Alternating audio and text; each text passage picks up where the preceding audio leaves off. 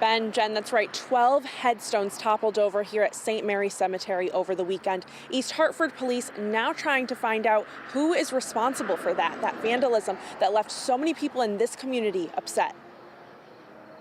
It's a shame the amount of time and love that you see that people put into their families, and to have someone just come around and just knock it all over with no care or concern at all. That's terrible. Families with loved ones buried at St. Mary's Cemetery in East Hartford, faced with toppled headstones that left some of them cracked and damaged. East Hartford police say Saturday someone walking through the cemetery noticed the vandalism. They're now investigating who's responsible for the damage. Many people in the community asking the same question: who would do this? It's really sad because the family,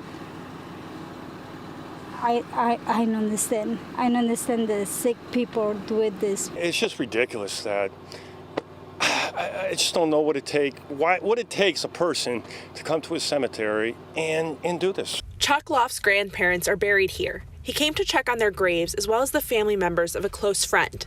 They were all fine, but he said he's heartbroken for the families who couldn't say the same. I mean, if they're vandalizing headstones, tipping them over, are they going to start graffitiing the people that have groundstones? Neighbors who live around the cemetery say it's a meaningful place to the community, and many people often walk there with their pets and children. They say, unfortunately, it's not the first time something like this has happened, but they are hoping it is the last. I live right next to the cemetery. I've watched them for years, people burying their loved ones, right? The concern and care they have for putting up the tombstones and what goes into them. And for someone to come through and do what they did and knocking over tombstones, that's very disrespectful.